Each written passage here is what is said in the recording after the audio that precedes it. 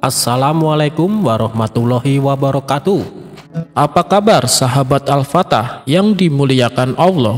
Semoga kita dalam keadaan sehat, dilimpahkan rezekinya, dan diberikan keberkahan dunia dan akhirat. Amin ya robbal alamin.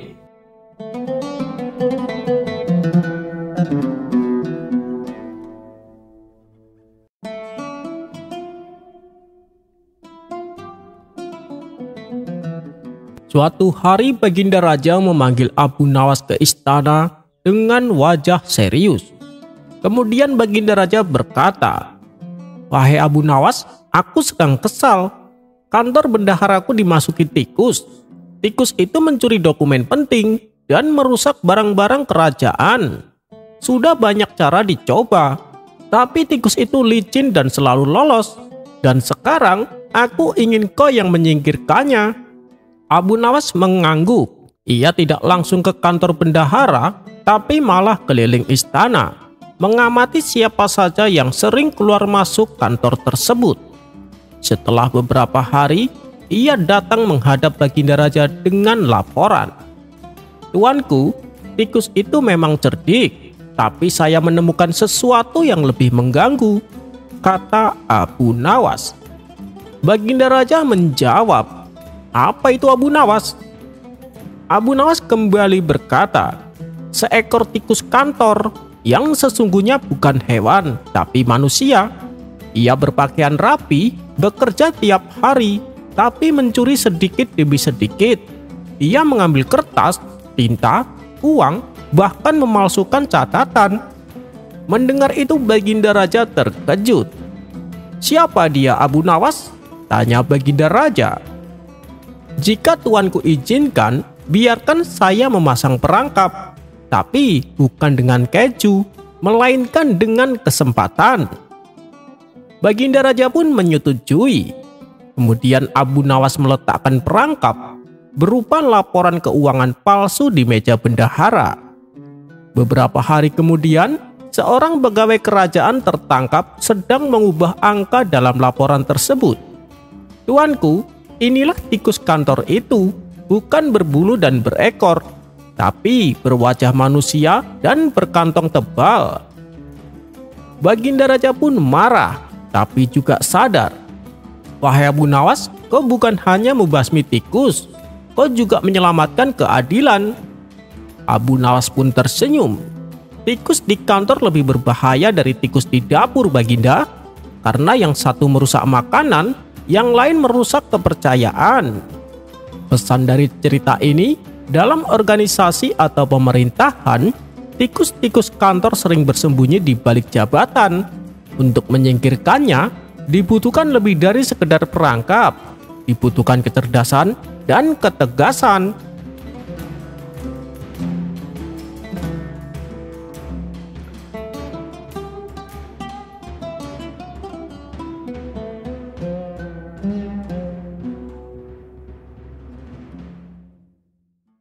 Siapa yang tak kenal dengan Abu Nawas, tokoh fenomenal dari Baghdad yang tersohor dengan tingkah konyolnya. Akalnya yang cerdik dan cerdas sering membuat Baginda Raja kewalahan. Beribu-ribu cara Baginda mencoba menjebak Abu Nawas, namun ia selalu saja bisa lolos. Tapi pada pertemuan kali ini, saya tidak akan mengisahkan tentang perseteruan antara Abu Nawas dan Baginda Raja. Kisah kali ini menceritakan bagaimana Abu Nawas menjawab pertanyaan seputar agama oleh seorang ulama ahli fikih. Yang bikin lucunya, Abu Nawas menjawab tidak perlu menggunakan dalil atau hadis, melainkan perkataan konyol yang keluar dari mulut Abu Nawas. Tentu saja jawaban Abu Nawas membuat sang ulama tertawa.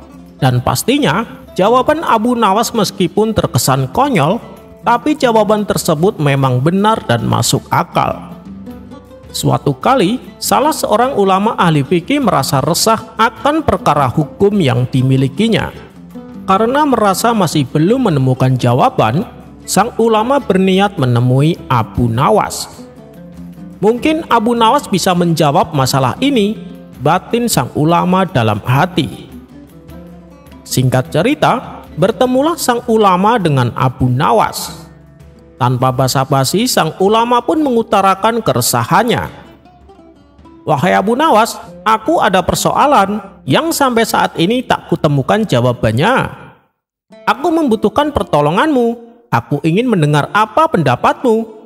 Semoga engkau mendapatkan balasan dari Allah atas kebaikanmu," kata sang ulama membuka percakapan.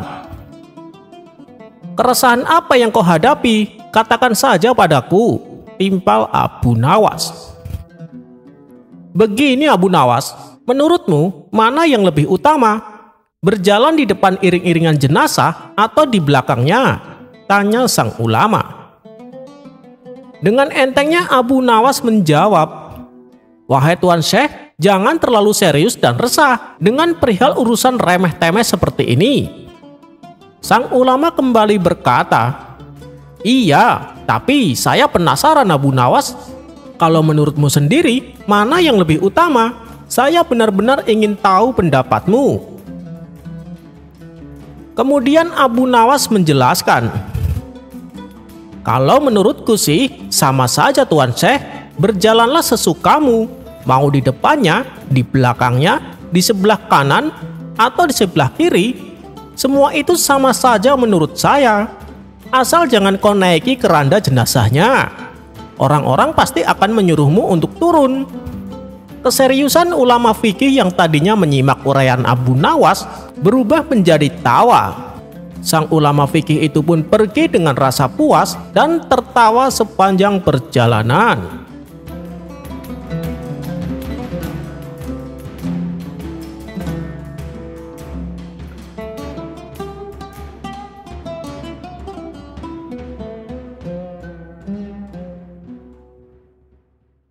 Kisah Abu Nawas kali ini menceritakan Baginda Raja ingin kembali mengerjai Abu Nawas.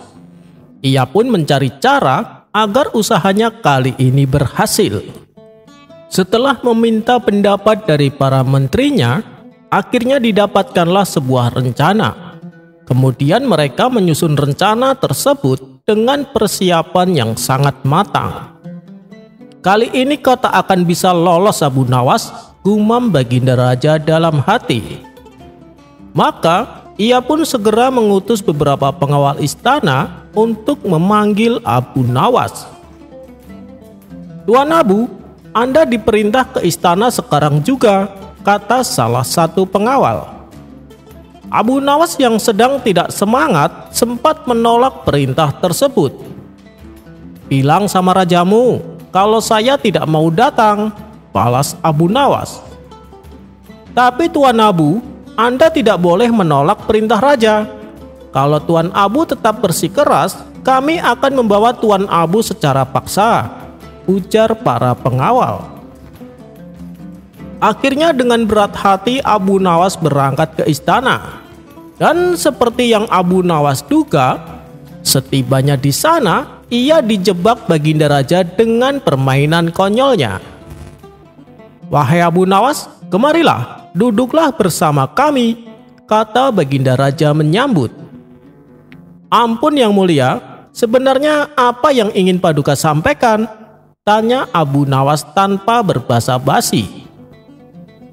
"Begini Abu Nawas, aku dapat hadiah seruling dari sahabatku yang ada di negeri seberang, dan aku ingin kau memainkannya," ujar Baginda Raja. "Tapi Paduka Yang Mulia, bukankah Paduka tahu kalau saya tidak bisa bermain musik?" balas Abu Nawas. "Jangan khawatir, kau tidak perlu memainkannya sekarang juga. Bawalah seruling ini untuk kau belajar, dan besok kembalilah kemari," ujar Baginda Raja. Abu Nawas tahu bahwa tugas ini adalah jebakan Baginda Raja untuk mengerjai dirinya. Tapi dengan akal cerdiknya, Abu Nawas justru memanfaatkan kesempatan ini. "Paduka Yang Mulia, apa yang akan aku dapatkan bila saya berhasil melakukannya?" tanya Abu Nawas. "Kalau kamu berhasil, aku akan memberimu hadiah sejumlah 100 dinar, jawab Baginda Raja. "Maaf Yang Mulia, tapi belajar seruling dalam sehari itu bukanlah perkara mudah," Oleh karenanya, saya ingin hadiahnya menjadi 2 kali lipat. Bagaimana?" tawar Abu Nawas. "Baik, aku turuti permintaanmu, tapi dengan catatan permainan serulingmu harus membuatku terkesan," ujar Baginda Raja. "Tentu saja Paduka, Paduka tak perlu khawatir," timpal Abu Nawas. Singkat cerita, pada keesokan harinya datanglah Abu Nawas ke istana. Tapi begitu ia sampai di istana, dilihatnya ada 3 orang yang juga turut diundang. "Mereka ini siapa Paduka?" tanya Abu Nawas. Baginda Raja lalu menjelaskan bahwa ketiga orang tersebut adalah pemain seruling yang handal. Adapun tujuan Baginda Raja mengundang mereka untuk mengadu permainan seruling Abu Nawas. Ini pasti orang-orang bayaran. Paduka sengaja membayar mereka agar bisa mengalahkanku, kata Abu Nawas dalam hati. Kemudian orang pertama maju ke depan dan memainkan serulingnya.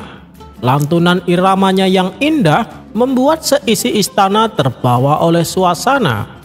Kemudian dilanjutkan dengan orang kedua. Ia juga tak kalah merdunya, begitu pula dengan orang ketiga. Baginda Raja sampai terlena dibuatnya. Dan kini tibalah giliran Abu Nawas. "Aduh, sialan, aku tak mungkin bisa mengalahkan mereka," pikir Abu Nawas. Ia pun pasrah bila harus dihukum karena tak bisa menjalankan tugasnya.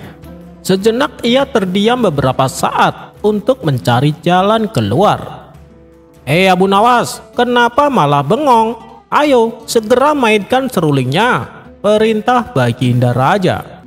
"Tenang dulu Paduka, saya sedang berkonsentrasi," jawab Abu Nawas beralasan. Tiba-tiba muncullah ide cemerlang di benaknya, dan tanpa menunggu lama ia segera memainkan serulingnya. Sudah bisa ditebak, karena ia tak pandai bermain musik, maka suara yang terdengar tidak karuan dan berantakan. Hal ini membuat orang-orang yang hadir tertawa terpingkal-pingkal. "Wahai Abu Nawas, permainan macam apa itu? Tidak ada keindahannya sama sekali," ejek dari mereka. Kemudian Baginda Raja pun berkata, Abu Nawas, karena kau telah gagal, maka kau tidak akan mendapatkan hadiahmu. Dan sebagai gantinya, kau harus memandikan kuda-kuda istana selama sebulan," tegas Baginda Raja. "Kali ini aku bisa mengalahkanmu Abu Nawas," pikir Baginda Raja. Tapi tanpa diduga, Abu Nawas mengeluarkan jurus andalannya. "Paduka yang mulia, apakah Paduka tidak menyadari seruling ini tak sanggup mengeluarkan suara indahnya? Itu dikarenakan terpukau dengan penampilan Paduka. Coba Paduka perhatikan, Paduka terlihat sangat gagah dan berwibawa, apalagi dengan mengenakan jubah baru kebesarannya," puji Abu Nawas. "Ah, itu hanya akal-akalanmu saja Abu Nawas. Ketahuilah, aku sudah tidak bisa kau bodohi," tukas Baginda Raja. "Tapi Paduka, apa yang saya katakan memang benar-benar kenyataan," timpal Abu Nawas. "Baik, kalau kau beranggapan begitu, apa buktinya?" tanya Baginda Raja. "Menurut Paduka, kerajaan yang besar ini sangat indah dan megah, bukan? Tapi kalau dibandingkan dengan istana Nabi Sulaiman, pasti Paduka akan merasa bahwa semua kemegahan dan keindahan istana ini tidak ada apa-apanya, dan membuat Paduka berkecil hati. Begitu pula dengan seruling ini, meskipun dapat mengeluarkan suara yang indah, tapi ketika melihat kewibawaan dan kegagahan Paduka, dia menjadi berkecil hati dan tak sanggup mengeluarkan suara indahnya," tutur Abu Nawas. "Kau terlalu mengada-ada Abu Nawas. Buktinya ketiga orang ini bisa memainkan dengan suara indah," ujar Baginda Raja. "Kalau itu tergantung orang yang memainkannya Paduka. Bila orang tersebut memuliakan dan mengagumi Paduka, ia tak akan mampu memainkan irama yang indah ini. Tapi kalau hanya sebatas menganggap Paduka sebagai raja, ia tentu akan bisa memainkannya dengan suara indah, karena ia lebih memuliakan dan mengagumi dirinya sendiri, jelas Abu Nawas. Mendengar penjelasan tersebut, Baginda Raja tak bisa berkata apa-apa. Ia tak memungkiri bahwa sekonyol-konyolnya Abu Nawas, ia tetap memuliakan dan menghormati dirinya. Dan itu Abu Nawas lakukan tanpa ada maksud apapun. Berbeda dengan orang-orang lain, kebanyakan mereka mendekati rajanya agar memperoleh jabatan ataupun kedudukan. Akhirnya berkat kecerdikan Abu Nawas, ia pun lolos dari hukuman. Dan sesuai berjanjian, Abu Nawas diberi hadiah sejumlah 200 dinar.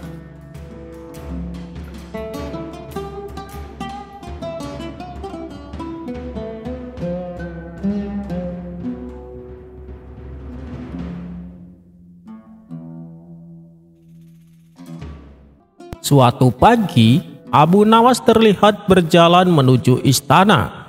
Akan tetapi, secara tidak sengaja di tengah perjalanan, Abu Nawas berpapasan dengan Baginda Raja. "Wahai Abu Nawas, kamu hendak kemana?" tanya Baginda Raja. "Saya hendak menghadap Paduka," jawab Abu Nawas. "Oh, tapi saya lagi ada keperluan, mau menengok anak-anak saya di sekolahan. Bagaimana kalau kau ikut saya saja?" ajak Baginda Raja. Abu Nawas pun setuju. Mereka lalu pergi menuju sekolahan, tempat anak-anak Baginda Raja menuntut ilmu. Sesampainya di sana, mereka terlebih dahulu menemui gurunya di ruang tamu. Baginda Raja lalu bertanya tentang perkembangan kedua anaknya. "Anak saya yang bernama Amin bagaimana prestasi belajarnya?" tanya Baginda Raja. "Maaf Paduka yang mulia, Amin anaknya sangat bodoh dan tolol. Dia sulit sekali menangkap pelajaran," jawab gurunya. "Lalu bagaimana dengan anak saya yang bernama Makmun?" tanya Baginda Raja kembali. "Kalau Makmun, anaknya cerdas Paduka, cepat sekali menguasai pelajaran, dan dari sikapnya sudah tumbuh kewibawaan dan martabat," jawab gurunya. "Tapi aku tidak bisa percaya begitu saja padamu. Bisakah kau membuktikannya?" pinta Baginda Raja.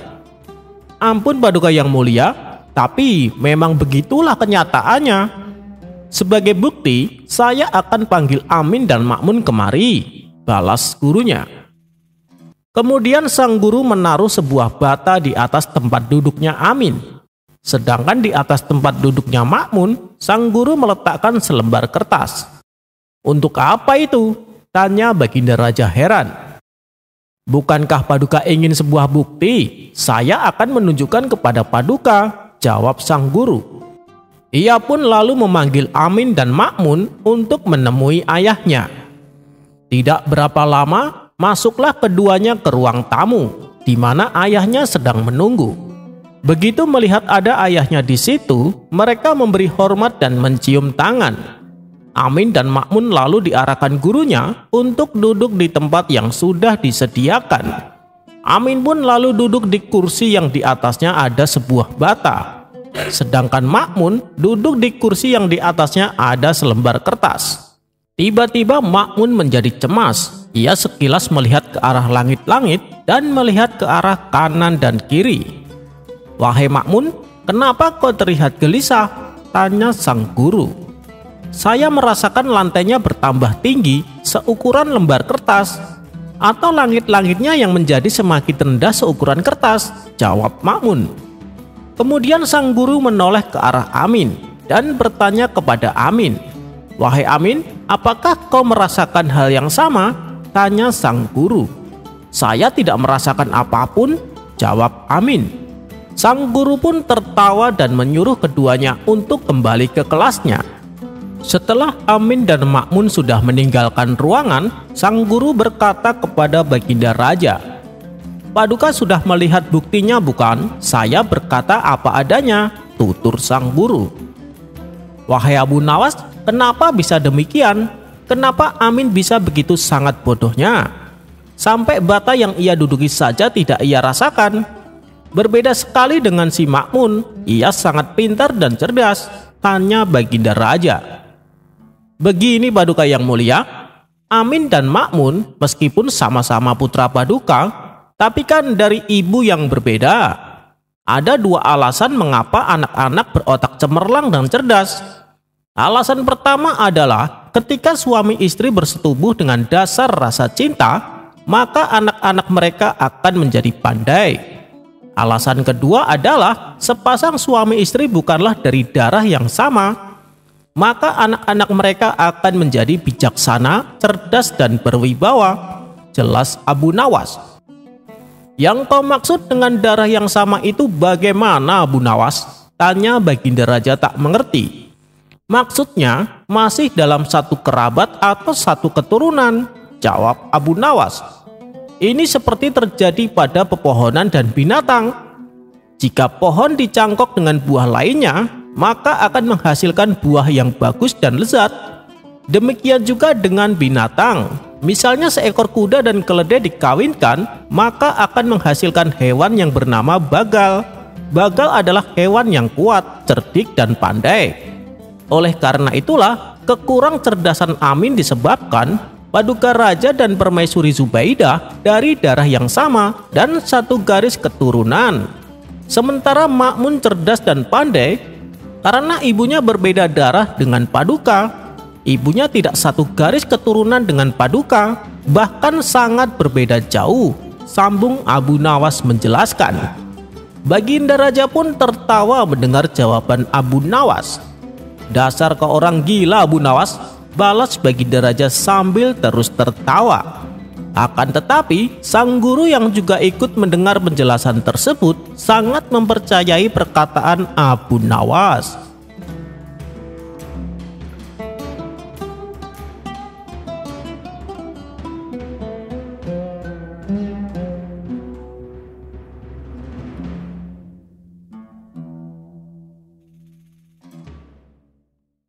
Abu Jahil dan kedua temannya akan melakukan suatu pengembaraan. Sebetulnya Abu Nawas diajak untuk ikut serta bersamanya. Tapi karena Abu Nawas sedang mendapatkan tugas dari Baginda Raja, ia pun terpaksa tidak ikut. Singkat cerita, berangkatlah Abu Jahil dan kedua temannya melakukan sebuah pengembaraan. Setelah menempuh perjalanan lumayan jauh, sampailah mereka di sebuah negeri, di mana negeri tersebut ternyata dipimpin oleh raja yang bengis. Saat mereka baru memasuki gerbang kota, tiba-tiba beberapa prajurit menangkapnya. "Siapa kalian? Dari mana kalian?" tanya sang prajurit. "Kami dari negeri Baghdad," jawab Abu Jahil dan kedua temannya. Begitu mengetahui bukan penduduk asli, mereka langsung diseret ke istana untuk dihadapkan kepada rajanya. "Oh, jadi kalian dari negeri Baghdad. Untuk apa kalian datang kemari?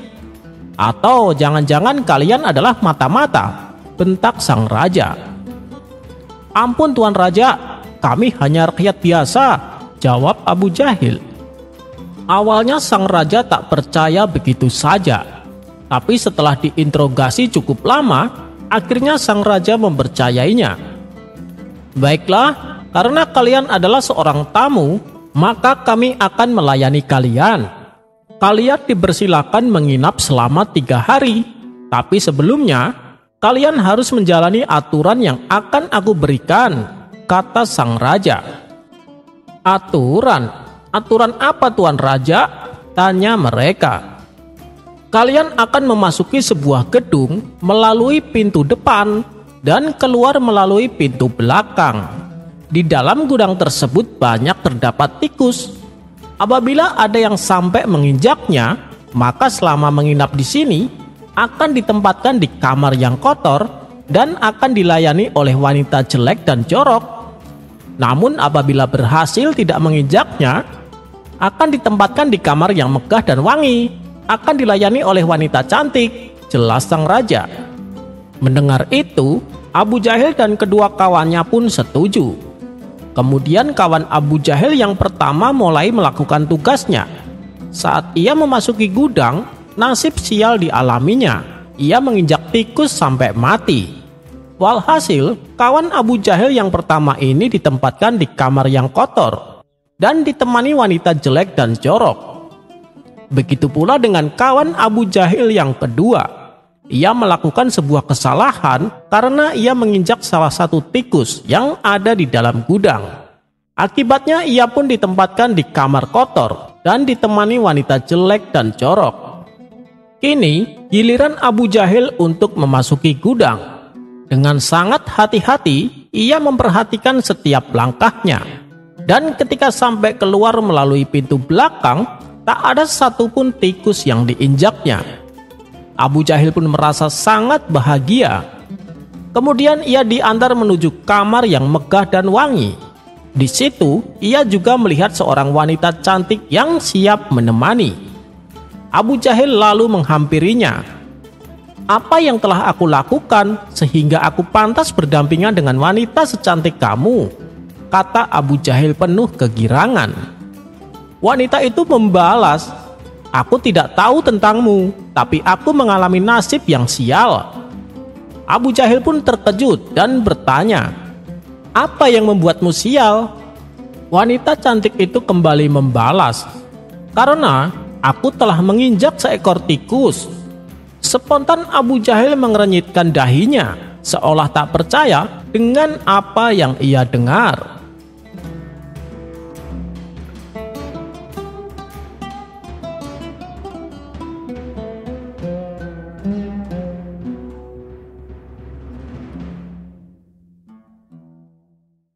Suatu hari Abu Nawas pergi ke pasar dengan mengendarai keledainya. Setelah menempuh perjalanan yang cukup lumayan jauh, sampailah Abu Nawas di sebuah pasar. Kemudian ia langsung menuju toko untuk membeli sekarung garam. Garam tersebut lalu diletakkan di atas punggung keledainya. "Ayo kita pulang," ucap Abu Nawas kepada si keledai. Abu Nawas lantas berjalan sambil menuntun keledai yang berada di belakangnya. Dalam perjalanan pulang, si keledai merasakan beban yang sangat berat hingga membuatnya agak kelelahan. Ditambah panasnya terik matahari yang kala itu sangat menyengat. Begitu juga dengan yang dirasakan Abu Nawas, pakaiannya sampai basah oleh keringat. Di tengah perjalanan, Abu Nawas memutuskan beristirahat sebentar duduk di pinggiran sungai. Sementara si keledai yang tak kuasa menahan panasnya matahari langsung menceburkan dirinya ke sungai. Ia berendam agak lama yang membuat sekarung garam yang dibawanya larut oleh air. Saat si keledai bangkit dan naik ke daratan, ia merasakan karung yang ada di punggungnya menjadi sangat ringan dari sebelumnya. Melihat hal itu, Abu Nawas merasa kesal dengan ulah keledainya tersebut. "Dasar keledai bodoh, garamku menjadi habis larut oleh air sungai," kata Abu Nawas geram. Abu Nawas pun pulang tanpa membawa garam yang sudah dibelinya. Esok harinya, Abu Nawas kembali ke pasar untuk membeli garam. Seperti biasa, garam tersebut diletakkan di atas punggung keledainya. Saat dalam perjalanan pulang, si keledai berkata dalam hati, "Tak lama lagi akan ada sungai di depan sana." Ketika sampai di depan sungai, si keledai segera menceburkan dirinya dengan sengaja. Tentu saja sekarung garam yang ada di punggungnya menjadi larut oleh air dan bebannya menjadi ringan kembali. "Asik, bebanku terasa ringan," kata si keledai bahagia. Mengetahui keledainya melakukan hal itu dengan sengaja, Abu Nawas pun menjadi marah.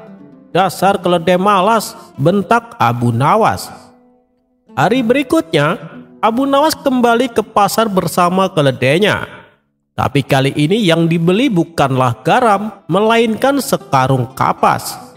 Abu Nawas lalu menuntun si keledai berjalan melintasi panasnya terik matahari. "Bebannya ringan sekali, tidak seperti kemarin. Kalau aku ceburkan ke sungai, pasti akan jadi lebih ringan," pikir si keledai. Ketika mereka sampai di depan sungai, tanpa pikir panjang, si keledai langsung menceburkan diri. Namun apa yang terjadi? muatannya menjadi berat sekali. Rupanya kapas itu menyerap air dan menjadi seberat batu. Mau tidak mau, si keledai harus berjalan dengan beban yang ada di punggungnya. Keledai berjalan sempoyongan di bawah panasnya terik matahari. Sementara Abu Nawas yang berjalan di sampingnya tertawa sambil mengejeknya dalam hati. "Rasain kamu, dasar keledai malas." Dan keesokan harinya, Abu Nawas balik lagi ke pasar untuk membeli sekarung garam. Tapi kali ini si keledai tidak berani untuk menjeburkan dirinya ke sungai. Ia khawatir bebannya justru akan menjadi lebih berat seperti yang dialaminya kemarin. Dan pada akhirnya Abu Nawas pun berhasil membawa sekarung garam ke rumahnya.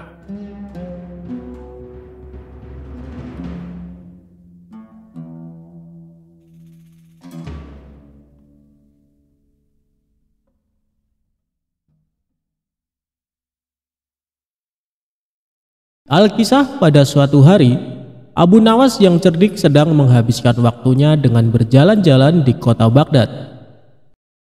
Kemudian, ia memutuskan untuk pulang ketika langit mulai senja dan azan maghrib sebentar lagi berkumandang. Agar cepat sampai ke rumah, untuk pertama kalinya ia lewat kampung Badui di sebuah gurun. Di kampung itu, ia bertemu dengan orang-orang yang sedang memasak bubur. Aromanya sangatlah sedap. Orang-orang juga sangat ramai. Saat hendak lewat, tiba-tiba saja ada segerombolan pria menghadanginya. Pria-pria itu menutup kepala Abu Nawas dan membawanya ke salah satu rumah warga. Meski berulang kali minta tolong, tak ada satupun orang yang menolongnya. Setelah sampai di sebuah rumah, salah satu pria berwajah gali itu membuka penutup kepala Abu Nawas. "Kenapa kalian menangkapku? Apa salahku? Aku hanya ingin pulang ke rumah dengan cepat. Maka dari itu aku melewati kampung ini," ujar pria bersurban itu. "Tentu saja kau tak punya salah apa-apa. Hanya saja setiap orang yang lewat sini akan kami tangkap. Kami akan menyembelihmu dan menjadikanmu sebagai kaldu untuk bubur-bubur yang kami buat," ucap salah satu pria.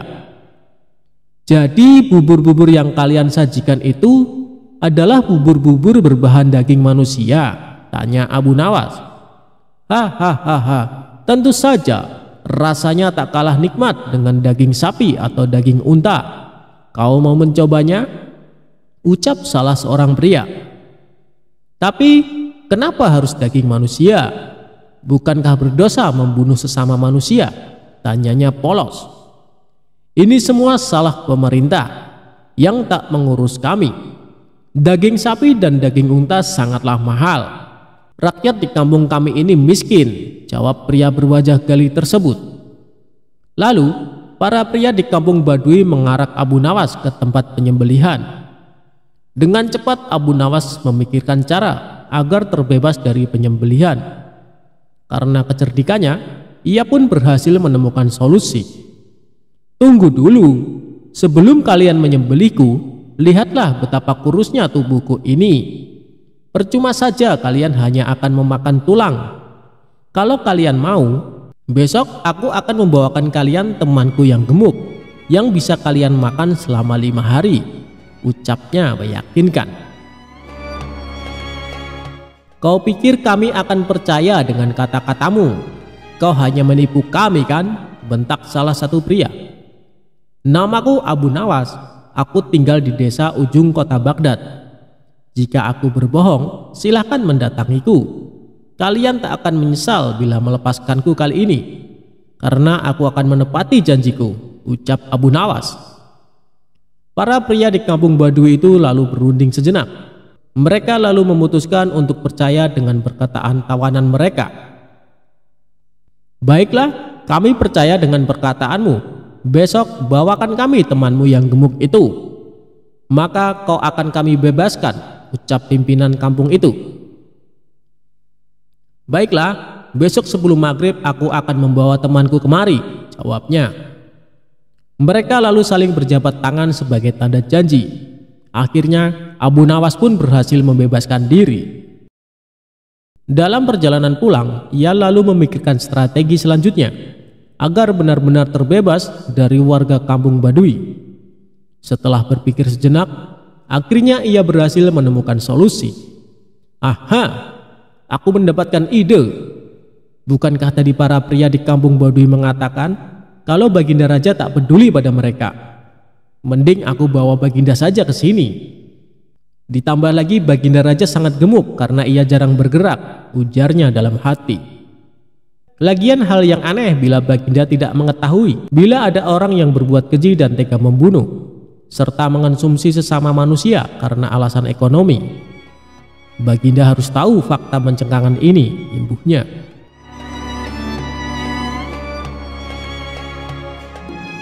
Keesokan harinya, Abu Nawas menemui Baginda Raja. Setelah menundukkan kepala sebagai tanda hormat, ia lalu berkata, "Tuanku Baginda Raja yang mulia, hamba hendak mengajak Baginda ke tempat yang memiliki makanan sangat lezat." Di manakah itu? Makanan apa yang sangat lezat itu? Tanya Baginda Raja. Di kampung Baduy ada bubur yang sangat nikmat. Baginda akan menyesal bila tak mencicipinya, jawab pria cerdik itu. Karena suka makan, Baginda pun langsung menyetujui untuk berkunjung ke kampung Baduy. Baiklah, aku akan datang ke sana bersama dengan para pengawal. Awas saja jika ternyata makanan tak enak, ucap Baginda. Tapi hamba sarankan Baginda tak mengajak para pengawal, sebab para rakyat di kampung tersebut tak suka keramaian, bujuk pria bersorban itu. Sebagai gantinya, hamba akan menemani dan melindungi Baginda ke sana, imbuhnya.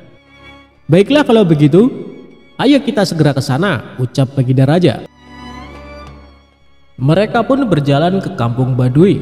Sesampainya di sana, Abu Nawas mengajak Baginda Raja ke rumah warga yang kemarin hendak memenggalnya. Baginda, tunggulah di sini sejenak. Hamba akan menemui penjual bubur itu, ucapnya. Kemudian Abu Nawas ke rumah itu dan menemui para pria yang ternyata sudah menunggunya. Lihatlah, aku menepati janjiku. Kubawakan kalian orang yang gemuk sesuai janjiku kemarin, ujarnya. Para pria di kampung itu tidak tahu bila pria yang mereka hadapi adalah Baginda Raja. Dengan cepat, mereka lalu menyekap Baginda Raja. Dalam hati Abu Nawas berkata, jika Baginda pandai, maka ia akan menemukan cara terbebas dari para pria itu. Dan kalau bodoh, matilah ia disembelih. Sebelum para pria melakukan penyembelihan, Baginda pun berkata, "Tubuhku emang gemuk, tapi dagingku sedikit. Tubuhku ini kebanyakan berisi lemak, tak enak bila dijadikan santapan. Daripada menyantapku, mendingan aku bekerja saja menjadi pembuat peci. Aku bisa membuat peci yang bagus dan harganya mahal. Kalian bisa menjual peci buatanku ke orang-orang di istana. Mereka akan membelinya dengan harga mahal." Imbuh Baginda mencoba mengelabui warga kampung Baduy. Lalu, para kanibal itu pun setuju dengan saran Baginda Raja. Mereka lalu mengurung pemimpin istana itu di sebuah penjara. Baginda mulai membuat peci. Agar diselamatkan oleh para pengawal istana, Baginda memberikan sepucuk surat di dalam peci yang ia buat.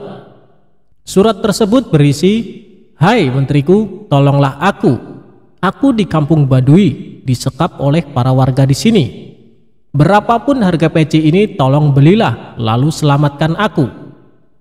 Setelah itu Baginda menyerahkan peci buatannya ke salah seorang pria. "Jual saja peci ini ke para menteri di istana. Mereka pasti menyukainya," ucap Baginda Raja. Di satu sisi, istana sedang gempar karena Baginda Raja tak kunjung kembali. Para pengawal istana telah mencari, tapi tak kunjung bisa menemukan sang raja.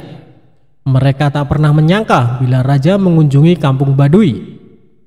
Keesokan harinya, salah satu pria dari kampung Baduy datang ke istana. Ia menemui salah satu menteri dan menjual peci yang dibawanya. Karena indah, menteri itu pun tertarik untuk membelinya. "Wah, peci ini nampak sangat mengagumkan dan mewah. Siapa yang membuatnya? Seleranya pasti sangat tinggi," ucap menteri kerajaan. "Tentu saja bagus. Aku akan membawanya lagi besok bila kau mau peci yang lain, ujar pria itu. Baiklah, besok bawakan aku peci yang lain ya. Aku akan membelikan ayahku. Ngomong-ngomong, dari mana asalmu? Ujar sang menteri. Hamba dari kampung Badui, tuan. Kalau begitu hamba pamit undur diri, jawab sang penjual peci. Saat sedang mencoba peci, sang menteri kerajaan kaget karena di dalam peci itu terdapat sepucuk surat dari Baginda Raja. Kemudian menteri kerajaan itu meminta para pengawal untuk mendatangi kampung Badui. Mereka berhasil menemukan dan menyelamatkan Baginda Raja. Masyarakat Badui tak menyangka bila yang mereka tangkap adalah seorang raja. Atas perintah raja, orang-orang di kampung Badui dibunuh karena perbuatan mereka sangat jahat. Keesokan harinya, Baginda Raja memerintahkan para pengawal untuk menangkap Abu Nawas. Ia hendak menghukum mati pria yang telah menjebaknya itu. Abu Nawas pun ditangkap ketika sedang sholat. Setelah salam, ia langsung dibawa para pengawal untuk menemui sang raja. Begitu melihat wajah pria yang telah menjebaknya, wajah sang raja sangat marah. "Hai kau lelaki becik, bisa-bisanya kau mempermainkanku. Apa maksudmu menjadikanku sebagai tumbal untuk rakyat di kampung Badui? Perbuatanmu sangatlah tidak pantas. Kau pantas untuk dihukum mati," teriak raja. Dengan sikap tenang, Abu Nawas pun menundukkan kepalanya dan berkata, "Ya, tuanku Baginda Raja yang bijak, sebelum Baginda menjatuhkan hukuman mati kepada hamba, perkenankan hamba menyampaikan beberapa hal." "Baiklah, cepat katakan, waktumu tak lama," jawab Baginda Raja. "Ya tuanku Baginda Raja, sebenarnya alasan hamba menyerahkan Baginda kepada penjual bubur itu untuk menunjukkan kenyataan pahit di negeri yang Baginda pimpin. Sebab bila tak mengalaminya langsung, bisa saja Paduka tak percaya dengan perkataan hamba. Padahal semua kejadian yang terjadi di negeri ini adalah tanggung jawab Baginda sebagai seorang pemimpin," ucap Abu Nawas. "Bukankah raja yang adil dan bijak sebaiknya mengetahui seluruh perbuatan rakyatnya? Untuk itu hamba mengajak Paduka pergi ke kampung Badui. Lagi pula hamba sudah bisa menduga bila Baginda adalah pemimpin cerdas, sehingga pasti bisa lolos dari jebakan mereka. Demikian tuanku. Jika perkataan hamba ini salah, silakan hukum hamba. Bila hamba tak bersalah tapi tetap mendapatkan hukuman, hamba tidak akan ikhlas, sehingga dosa akan menjadi tanggung jawab tuanku di akhirat kelak," imbuh Abu Nawas. Setelah mendengar ucapan tersebut, hilanglah amarah Baginda Raja. Dalam hati ia membenarkan seluruh ucapan pria itu. Selama ini ia merasa belum sepenuhnya memperhatikan rakyatnya, sehingga kampung Badui pun terlantar dan menjadi kanibal. "Baiklah, akan kuampuni segala perbuatanmu, tapi berjanjilah kau tak mengulangi lagi perbuatanmu," perintah Baginda Raja. Abu Nawas pun menganggukkan kepala dan pamit dari istana. Setelah kejadian tersebut, Baginda menjadi pemimpin yang semakin peduli kepada rakyatnya. Ia tak ingin ada masyarakat yang terlantar.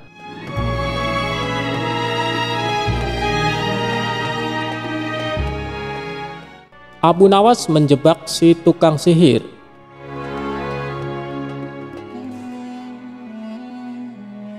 Abu Nawas atau dikenal sebagai Abu Ali Al-Hasan bin Hani Al-Hakimi adalah seorang pujangga Arab. Abu Nawas dilahirkan di kota Ahvaz di negeri Persia. Dengan darah Arab dan Persia mengalir di tubuhnya. Abu Nawas adalah seorang ulama besar yang terkenal dengan kecerdasannya dan dipercaya sebagai wali Allah. Dikisahkan, Abu Nawas mempunyai burung nuri yang sangat lucu, dan Baginda Raja ingin memilikinya. "Kalau kau berniat menjualnya, jangan ditawarkan kepada orang lain. Tawarkan saja kepadaku. Berapapun harganya, aku akan membayarnya," ujar Baginda Raja kepada Abu Nawas. Abu Nawas tidak menjawab, dia hanya mengangguk. Tapi dalam hati dia berkata, "Mana mungkin aku menjual burung yang tidak berharga ini kepada Baginda," ucap Abu Nawas dalam hati. Keesokan paginya Abu Nawas datang ke istana. Dia datang dengan membawa burung nuri yang diinginkan Baginda itu. Abu Nawas tidak ingin menjualnya. Dia ingin memberikan cuma-cuma kepada Baginda. Tapi di pintu gerbang istana, 2 orang pengawal menahannya. "Siapa kamu? Ada keperluan apa menghadap Baginda Raja?" hardik kedua pengawal dengan wajah bengis. Rupanya, kedua orang pengawal istana tersebut adalah orang kepercayaan Perdana Menteri Abu Dahi yang selalu ingin mencelakakan Abu Nawas. "Aku hendak menyerahkan burung nuri ini kepada Baginda Raja karena beliau sangat menyukainya," jawab Abu Nawas.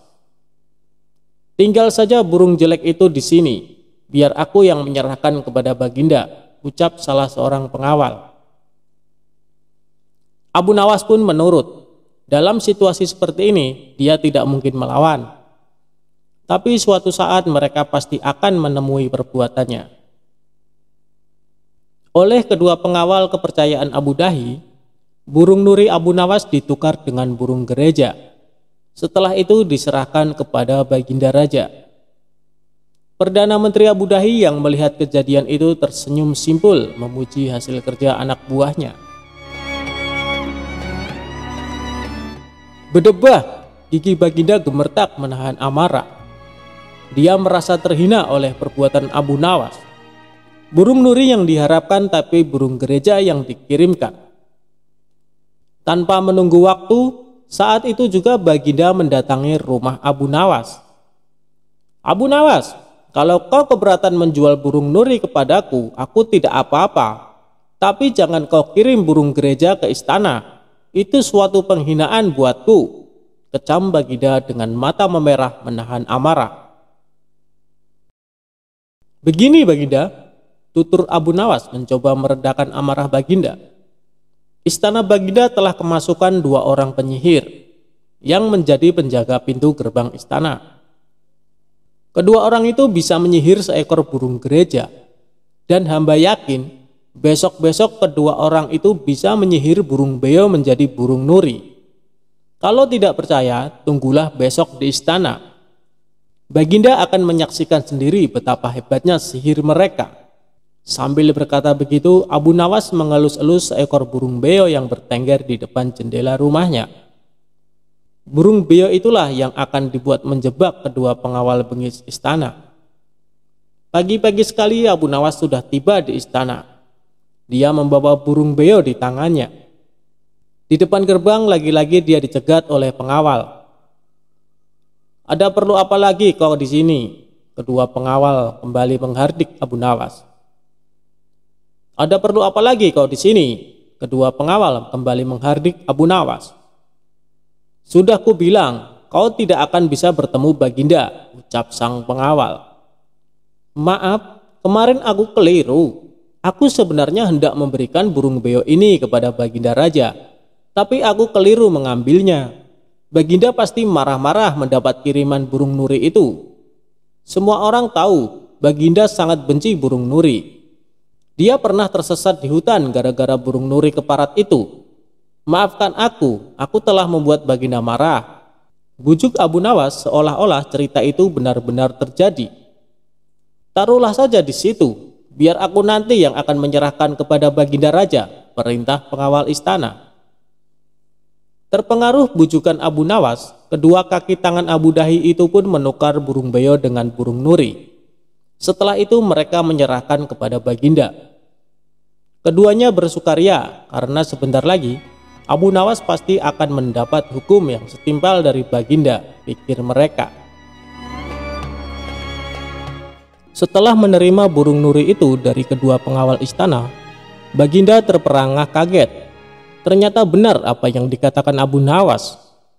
Kedua pengawal ini bisa menyihir alias menggelapkan barang yang bukan haknya. "Ini nurinya, mana beonya?" sindir Baginda yang langsung membuat wajah kedua pengawal itu pucat pasi. Belum sempat kedua pengawal itu menjawab, Baginda Raja langsung menitahkan perintah yang tak disangka-sangka. "Karena hasil kerja yang sangat bagus, kalian berdua aku beri hadiah hukuman cambuk masing-masing 50 kali. Perdana Menteri Abu Dahi yang menyaksikan kejadian itu kini hanya bisa tertunduk lesu.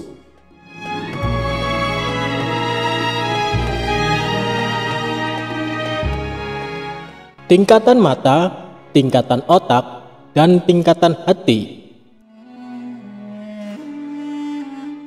Abu Nawas sebenarnya adalah seorang ulama yang alim.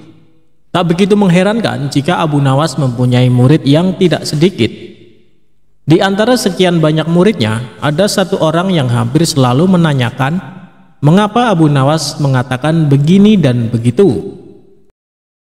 Suatu ketika ada 3 orang tamu bertanya kepada Abu Nawas dengan pertanyaan yang sama. Orang pertama mulai bertanya, manakah yang lebih utama, orang yang mengerjakan dosa-dosa besar atau orang yang mengerjakan dosa-dosa kecil? Orang yang mengerjakan dosa-dosa kecil, jawab Abu Nawas. Mengapa? Kata orang pertama. Sebab lebih mudah diampuni oleh Tuhan, kata Abu Nawas. Orang pertama puas karena ia memang yakin begitu. Orang kedua bertanya dengan pertanyaan yang sama. Manakah yang lebih utama, orang yang mengerjakan dosa-dosa besar atau orang yang mengerjakan dosa-dosa kecil? Orang yang tidak mengerjakan keduanya, jawab Abu Nawas. Mengapa? Kata orang kedua. Dengan tidak mengerjakan keduanya, tentu tidak memerlukan pengampunan dari Tuhan, kata Abu Nawas. Orang kedua langsung bisa mencerna jawaban Abu Nawas. Orang ketiga juga bertanya dengan pertanyaan yang sama. Manakah yang lebih utama, orang yang mengerjakan dosa-dosa besar atau orang yang mengerjakan dosa-dosa kecil? Orang yang mengerjakan dosa-dosa besar, jawab Abu Nawas. Mengapa? Kata orang ketiga. Sebab pengampunan Allah kepada hambanya sebanding dengan besarnya dosa hamba itu, jawab Abu Nawas. Orang ketiga menerima alasan Abu Nawas. Kemudian ketiga orang itu pulang dengan perasaan puas. Karena belum mengerti, seorang murid Abu Nawas bertanya, mengapa dengan pertanyaan yang sama bisa menghasilkan jawaban yang berbeda? Manusia dibagi 3 tingkatan, tingkatan mata, tingkatan otak, dan tingkatan hati. Apakah tingkatan mata itu? Tanya murid Abu Nawas. Anak kecil yang melihat bintang di langit, ia mengatakan bintang itu kecil karena ia hanya menggunakan mata, jawab Abu Nawas mengandaikan. Apakah tingkatan otak itu? Tanya murid Abu Nawas.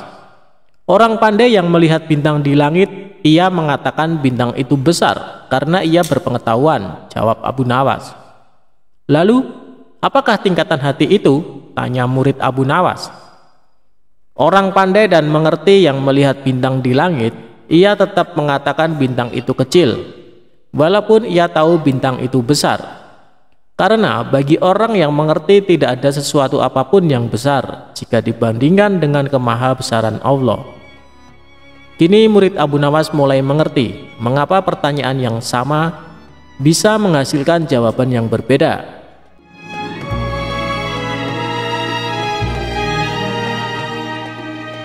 Jalan ke neraka. Suatu ketika Abu Nawas ditanya seseorang, kapan kamu mati?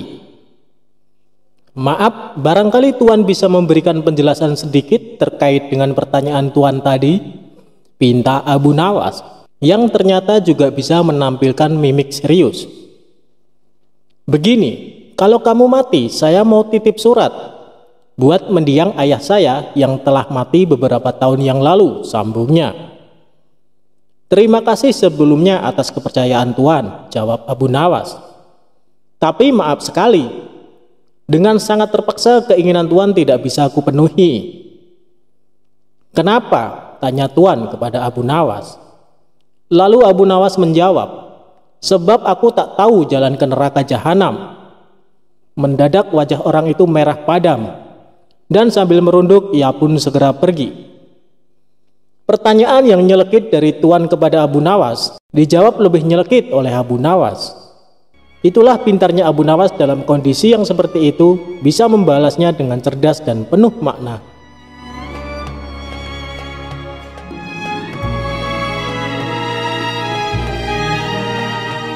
Pura-pura buta, Abu Nawas ambil balik duitnya yang dicuri.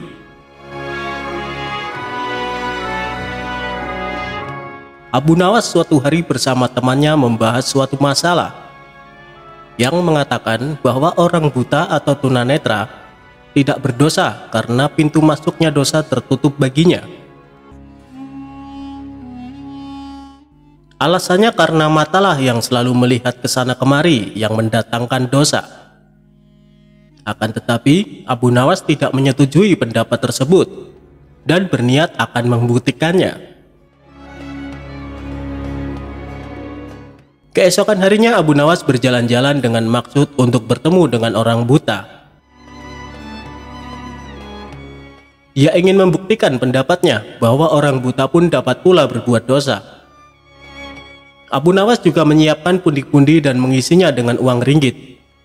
Tidak beberapa lama berjalan, ia benar-benar menemukan seorang tunanetra. Abu Nawas memperhatikan gerak-gerik orang buta itu yang sedang berjalan dengan tongkatnya. Kemudian dia berpura-pura menjadi orang buta sambil membawa tongkat dan sengaja menabrak orang buta tersebut. Aduh, sungguh malang nasibku sebagai orang buta. Ditabrak oleh orang yang tidak memiliki rasa belas kasihan, ujar Abu Nawas. Orang buta itu heran mendengar keluhan orang yang ditabraknya. Maaf, saya juga orang buta. Saya tidak dapat melihat dan hanya dapat berjalan dengan bantuan tongkat ini. Sekali lagi mohon maaf karena sungguh-sungguh saya tidak sengaja, ucap orang buta tersebut. Oh, engkau juga buta ya? Tanya Abu Nawas pura-pura tidak tahu. Iya, saya buta. Peganglah tongkatku ini. Orang buta pasti akan memakai tongkat untuk berjalan, jawab tunanetra tersebut. Abu Nawas pun memegang tongkatnya. Begitu pula sebaliknya, si buta juga meraba tongkat Abu Nawas untuk membuktikan bahwa mereka adalah sama-sama orang buta. Kalau begitu, kita senasib, saudara. Bagaimana kalau kita mencari rezeki bersama-sama, ajak Abu Nawas. Orang buta itu pun menyetujui ajakan Abu Nawas. Mereka berjalan bersama-sama sebagai sesama orang buta. Di tengah perjalanan, Abu Nawas berpura-pura mau pipis dan minta tolong si buta agar pundi-pundinya yang penuh berisi uang dipegangkan dahulu. Sementara Abu Nawas berpura-pura pipis, ia terus memperhatikan tingkah laku si buta. Kemudian si buta meraba-raba pundi-pundi itu dan hatinya mulai tergoda untuk memiliki isinya. Wah, pundi-pundi banyak sekali isinya. Lebih baik aku mengambilnya lalu pergi. Pasti ia tidak bisa mencariku. Karena ia juga buta, pikir si buta tersenyum. Lalu ia meninggalkan Abu Nawas dan mencari tempat persembunyiannya agar tidak ditemukan. Dalam situasi demikian, Abu Nawas berpura-pura mencari si buta dan meminta pertolongan kepada Allah. Ya Allah, malang benar nasib hamba. Tadi ditabrak orang, sekarang uang hamba dilarikan orang. Sial benar hamba. Ya Allah, semoga orang yang mengambil uang hamba terkena lemparan batu ini tepat pada tulang keringnya. Biar tahu rasa dia, ujar Abu Nawas. Setelah itu dengan jitu Abu Nawas melempari si buta dan persis kena tulang keringnya. Aduh, aku kena, gumam si buta meringis kesakitan. Hal ini membuat si buta kelabakan. Ia segera mencari lagi tempat persembunyian untuk menghindari Abu Nawas. Akan tetapi, Abu Nawas yang pura-pura buta mengikuti si buta kemanapun pergi. Setelah dekat, Abu Nawas memohon lagi kepada Allah.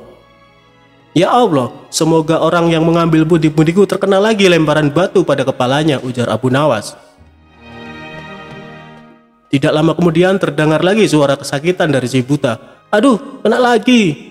Kepalaku jadi benjol, ucap si buta memegang kepalanya yang benjol. Si buta pun panik dan heran. Kok doanya terkabul lagi? Ah, itu hanya kebetulan. Kemudian dia menghindar lagi dan terus menghindar. Tetapi Abu Nawas tetap mengikutinya terus secara berturut-turut. Abu Nawas berdoa lagi sambil melakukan lemparan beruntun kepada si buta dan selalu tepat, yaitu tepat mengenai perut, dada, dan terakhir muka. Mengapa semua sasaran yang akan dilempar selalu tepat mengenaiku? Pikirnya lagi sampai berkerut keningnya. Si buta makin heran, dia curiga. Tidak lama kemudian, barulah si buta menyadari bahwa temannya itu, Abu Nawas, mempermainkannya. Kalau begitu saudara tidak buta, saudara hanya mempermainkanku.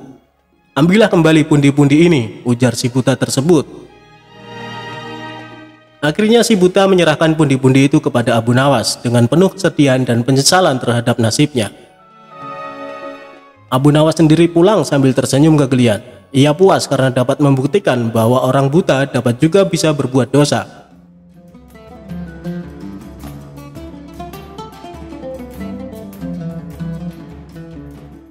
Abu Nawas menjadi pengacara.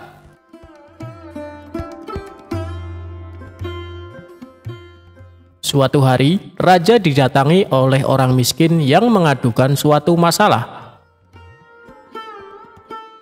"Apa masalahmu, Tuan? Cobalah ceritakan padaku," kata sang raja. "Nama saya Abu Sukun. Saya orang miskin. Di sebelah rumah saya ada orang kaya. Orang kaya itu menyuruh saya membayar uang karena saya dituduh mencium bau makanannya tanpa izin. Bagaimana saya bisa menghindari bau makanannya sementara rumahnya bersebelahan dengan rumah saya, tuanku?" kata Abu Sukun. "Apakah Anda sudah membawa kasus ini ke pengadilan?" tanya raja. "Sudah, tuanku.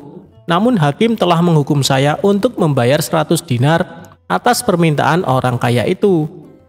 Saya tidak punya uang untuk membayar sebanyak 100 dinar. Orang miskin seperti saya, dari mana saya mendapatkan uang sebanyak itu?" jawab Abu Sukun dengan sedih. "Jika hakim telah mengambil keputusan, itu artinya kau bersalah dan harus membayar dendanya," kata raja. Tiba-tiba Abu Nawas berbisik kepada raja. Raja mengangguk tanda setuju dengan Abu Nawas. "Besok saya akan pergi ke pengadilan untuk meminta masalah ini untuk dibicarakan lagi supaya mendapat keadilan," kata raja. "Sudahlah, aku akan membantumu. Baginda ingin masalah ini diselidiki dan diadili dengan baik," kata Abu Nawas kepada Abu Sukun. Tengah malam, Abu Nawas meminta raja untuk pergi ke rumah hakim. Tiba-tiba mereka mendengar percakapan di rumah hakim. Dengan cepat, Abu Nawas dan raja bersembunyi sambil mendengarkan percakapan dari dalam rumah hakim. "Saya mendengar raja ingin kasus saya dibawa ke pengadilan lagi. Ini uang 100 dinar saya berikan kepada Anda, agar kasus ini saya menangkan," kata si kaya. Raja pun terkejut dan marah. "Besok kita harus pergi ke pengadilan, dan tuanku harus menjadi saksi atas perbuatan mereka," kata Abu Nawas. Keesokan harinya di pengadilan. "Hakim, Abu Sukun telah mencium bau makanan dari rumah saya tanpa izin. Sebagai bukti, Abu Sukun semakin gemuk sementara saya semakin kurus. Itu tidak adil dan saya meminta Abu Sukun untuk membayar 100 dinar untuk bau makanan yang sudah dicium Abu Sukun," kata orang kaya. Di pengadilan, Abu Nawas adalah pengacara Abu Sukun. Abu Nawas berkata, "Hakim, tidak adil jika Abu Sukun dihukum hanya karena mencium baunya saja. Sedangkan orang kaya ini yang memakan makanan dan merasa kenyang.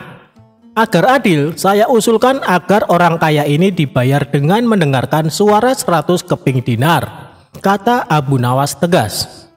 Sementara, uang 100 dinarnya harus diberikan kepada Abu Sukun karena sudah difitnah.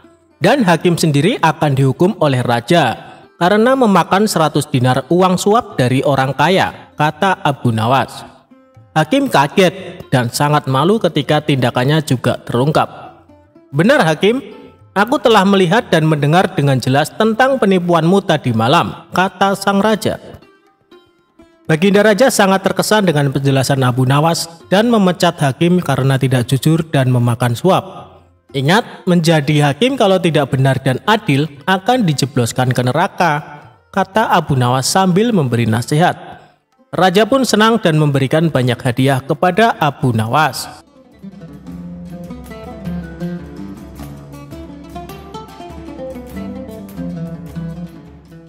Kecerdikan Abu Nawas, selesaikan persoalan pembagian kambing.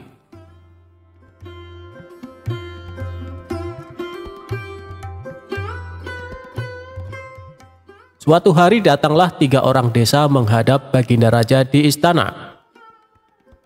Baginda Raja yang waktu itu sedang duduk berbincang-bincang dengan para pejabat tinggi, langsung saja mempersilahkan ketiga orang itu untuk masuk.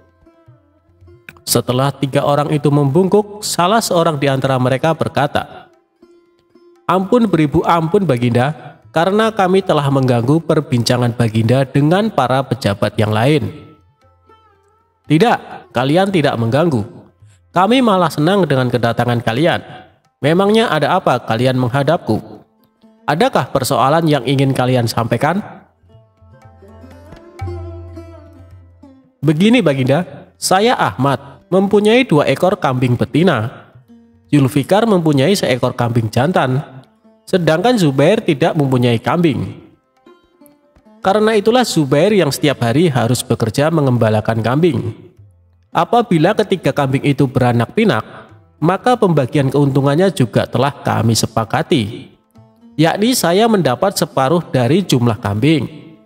Zulfikar memperoleh 1/3 dari jumlah kambing. Sedangkan Zubair yang mengembala dan merawat yang mendapat bagian 1/8-nya, terang Ahmad. "Lantas, apakah kambing itu sekarang telah beranak pinak?" tanya Baginda. "Benar Baginda, ketiga kambing itu sekarang sudah berjumlah menjadi 23 ekor. Karena itu, kami sekarang ingin membaginya sesuai dengan kesepakatan kami dulu.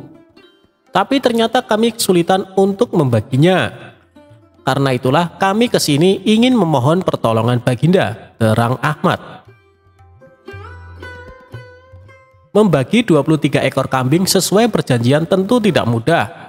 Bayangkan, bila Ahmad memperoleh pembagian separuh dari kambing-kambing itu, maka Ahmad sebenarnya mendapat bagian 11 ekor lebih setengah kambing. Sedangkan Zulfikar memperoleh pembagian 1/3. Seharusnya mendapatkan 7 ekor lebih 2/3 kambing. Sementara Zubair mendapatkan 1/8-nya, yang berarti 2 ekor kambing lebih 7/8 kambing. Baginda Raja tampaknya berpikir keras untuk memecahkan masalah tersebut. Bahkan para pejabat yang hadir di tempat tersebut juga tak sanggup memecahkan masalah tersebut. Karena orang yang hadir di tempat tersebut tak ada yang bisa memecahkan masalah itu, akhirnya Baginda Raja terpikir untuk mengundang Abu Nawas yang cerdik untuk ke istana. Setelah Abu Nawas sampai di istana, ia pun langsung bertanya masalah yang terjadi. Mereka bertiga kemudian menceritakan ulang kronologi kebingungan tersebut. "Wah, itu masalah kecil Baginda. Insya Allah saya akan membantu mencarikan jalan keluarnya," kata Abu Nawas. "Tolong bawakan kambing itu masuk semuanya." Setelah ke-23 ekor kambing tersebut dituntun masuk istana, Abu Nawas lalu menghitung kembali jumlah kambingnya. Sesudah kambing itu dihitung dan benar jumlahnya 23 ekor, Abu Nawas lantas berpikir keras untuk menemukan solusi dari masalah pelik tersebut. Tak lama kemudian, "Izinkan saya meminjam kambing Baginda, 1 ekor saja," kata Abu Nawas. "Nah, sekarang saatnya saya akan membagi kambing tersebut sesuai dengan porsi kalian saat perjanjian," kata Abu Nawas setelah menambahkan kambing milik Baginda Raja. "Ahmad yang berhak memperoleh separuh kambing, maka boleh mengambil 12 ekor. Sedangkan engkau Zulfikar, yang memperoleh bagian 1/3-nya, maka boleh mengambil 8 ekor, kata Abu Nawas memerintah. Terakhir Zubair, yang memperoleh bagian 1/8-nya, maka engkau berhak mengambil bagian 3 kambing.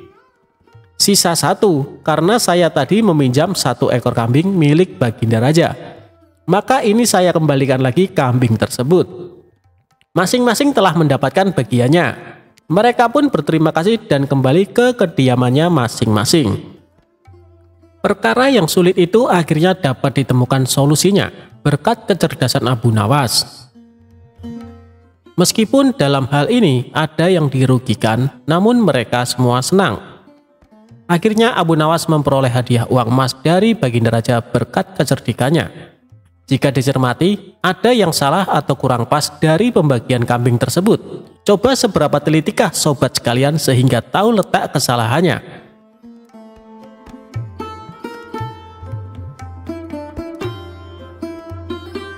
Abu Nawas bunuh diri dengan racun, bukannya mati tapi malah kenyang.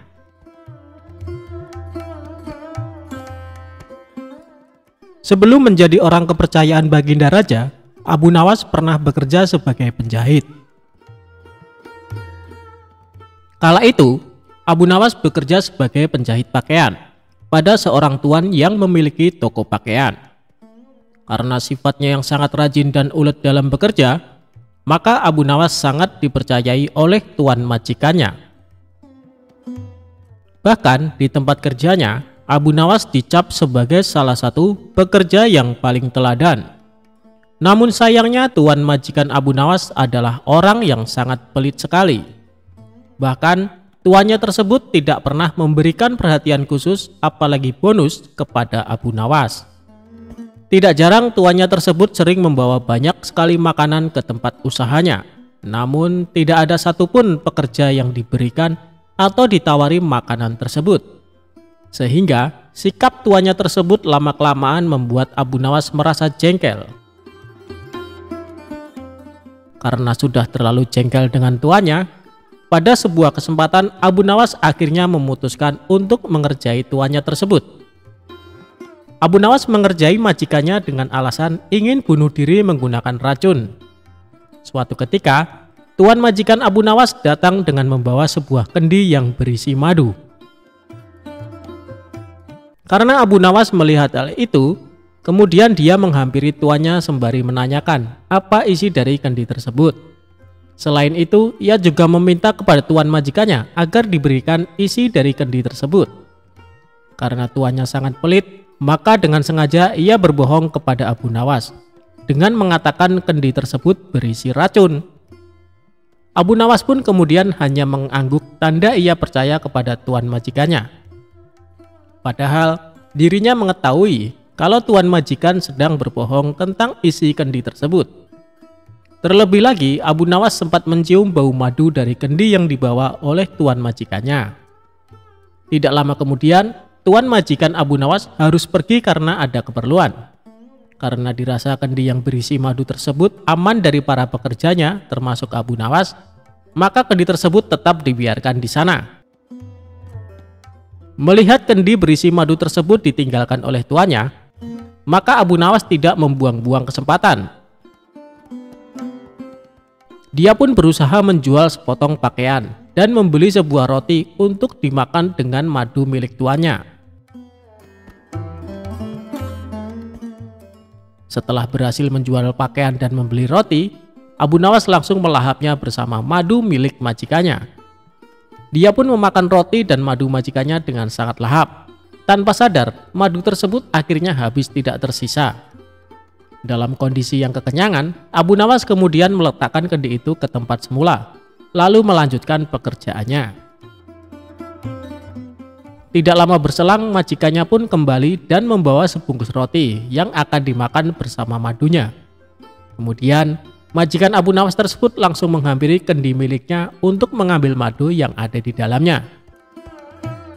Namun alangkah terkejutnya sang majikan setelah mengetahui kendi tersebut kosong dan tidak ada madunya. Selain itu, ia juga merasa sangat kesal karena mengetahui sepotong kainnya telah hilang tanpa adanya laporan. Kemudian tuan itu berbicara kepada dirinya sendiri dan menganggap hal ini pasti ulah dari Abu Nawas.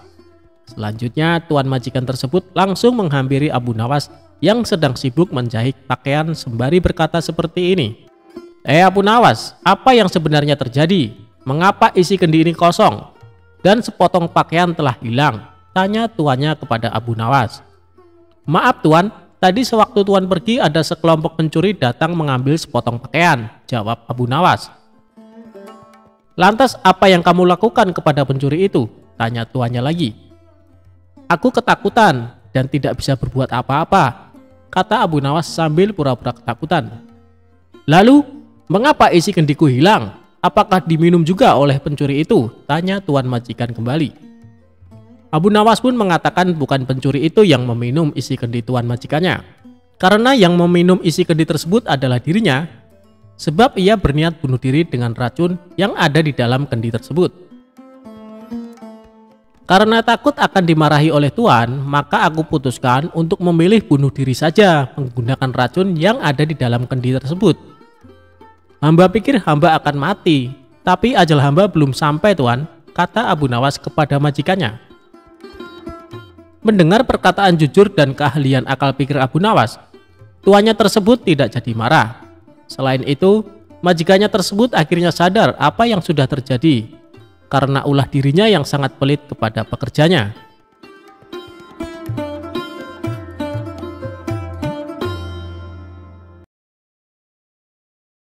Kisah Abu Nawas tipu dibalas dengan tipu. Ada seorang yogis atau ahli yoga mengajak seorang pendeta bersekongkol akan memperdaya Abu Nawas. Setelah mereka mencapai kata sepakat, mereka berangkat menemui Abu Nawas di kediamannya.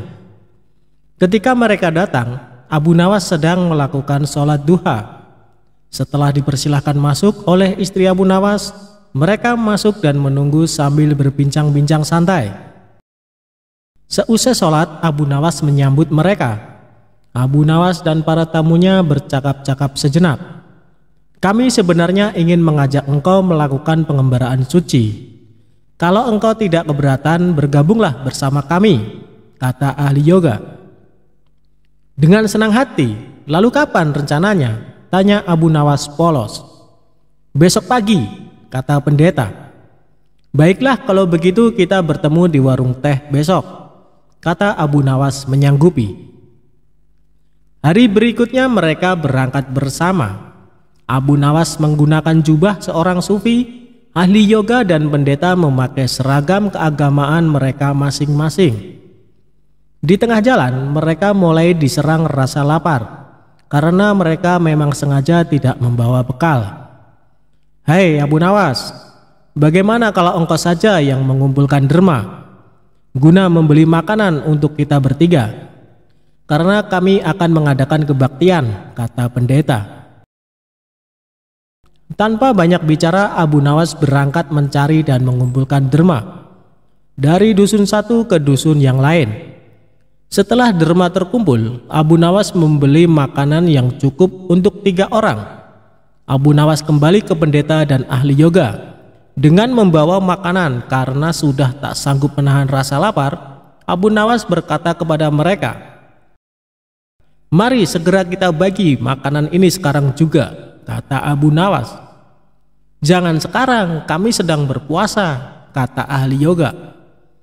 Tetapi aku hanya menginginkan bagianku saja, sedangkan bagian kalian terserah pada kalian, kata Abu Nawas menawarkan jalan keluar. Aku tidak setuju, kita harus seiring seirama dalam berbuat apapun, kata pendeta. Betul? Aku pun tidak setuju karena waktu makanku besok pagi. Besok pagi aku baru akan berbuka, kata ahli yoga. Bukankah aku yang engkau jadikan alat pencari derma? Dan derma itu sekarang telah kutukarkan dengan makanan ini. Sekarang kalian tidak mengizinkan aku mengambil bagian sendiri. Itu tidak masuk akal, kata Abu Nawas mulai merasa jengkel. Namun begitu pendeta dan ahli yoga tetap bersikeras tidak mengizinkan. Abu Nawas mengambil bagian yang menjadi haknya.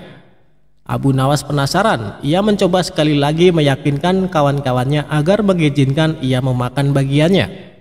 Tetapi mereka tetap saja menolak. Abu Nawas benar-benar merasa jengkel dan marah. Namun Abu Nawas tidak memperlihatkan sedikitpun kejengkelan dan kemarahannya. Bagaimana kalau kita mengadakan perjanjian? Kata pendeta kepada Abu Nawas. Perjanjian apa? Tanya Abu Nawas. Kita adakan lomba. Barang siapa di antara kita bermimpi paling indah, maka ia akan mendapat bagian yang terbanyak. Dan yang kedua lebih sedikit. Dan yang terburuk akan mendapat paling sedikit. Pendeta itu menjelaskannya. Abu Nawas setuju. Ia tidak memberi komentar apa-apa. Malam semakin larut, embun mulai turun ke bumi. Pendeta dan ahli yoga mulai mengantuk dan tidur. Abu Nawas tidak bisa tidur, ia hanya berpura-pura tidur. Setelah merasa yakin kawan-kawannya sudah terlelap, Abu Nawas menghampiri makanan itu. Tanpa berpikir dua kali, Abu Nawas memakan habis makanan itu hingga tidak tersisa sedikit pun. Setelah merasa kekenyangan, Abu Nawas baru bisa tidur. Keesokan hari mereka bangun hampir bersamaan. Ahli yoga dengan wajah berseri-seri mulai bercerita. Tadi malam aku bermimpi memasuki sebuah taman yang mirip sekali dengan nirvana. Aku merasakan kenikmatan yang belum pernah kurasakan sebelumnya dalam hidup ini, kata ahli yoga. Pendeta mengatakan bahwa mimpi ahli yoga benar-benar menakjubkan. Betul-betul luar biasa. Kemudian giliran pendeta menceritakan mimpinya. Aku seolah-olah menembus ruang dan waktu, dan ternyata memang benar. Aku secara tidak sengaja berhasil menyusup ke masa silam, di mana pendiri agamaku masih hidup. Aku bertemu dengan beliau, dan yang lebih membahagiakan lagi adalah aku diberkatinya, kata pendeta dengan wajah berseri-seri. Ahli yoga juga memuji-muji kehebatan mimpi pendeta. Abu Nawas hanya diam. Ia bahkan tidak merasa tertarik sedikit pun. Karena Abu Nawas belum juga buka mulut, pendeta dan ahli yoga mulai tidak sabar untuk tidak menanyakan mimpi Abu Nawas. Kalian tentu tahu Nabi Daud alaihissalam. Beliau adalah seorang nabi yang ahli berpuasa. Tadi malam aku bermimpi berbincang-bincang dengan beliau. Beliau menanyakan apakah aku berpuasa atau tidak. Aku katakan, aku berpuasa karena aku memang tidak makan sejak dini hari. Kemudian beliau menyuruhku segera berbuka karena hari sudah malam. Tentu saja aku tidak benar-benar mengabaikan perintah beliau. Aku segera bangun dari tidur dan langsung menghabiskan makanan itu, kata Abu Nawas tanpa perasaan bersalah sedikit pun. Sambil menahan rasa lapar yang menyayat-nyayat, pendeta dan ahli yoga saling berpandangan satu sama lain. Kejengkelan Abu Nawas terobati. Kini mereka sadar bahwa tidak ada gunanya coba-coba mempermainkan Abu Nawas. Pasti hanya akan mendapat celaka sendiri.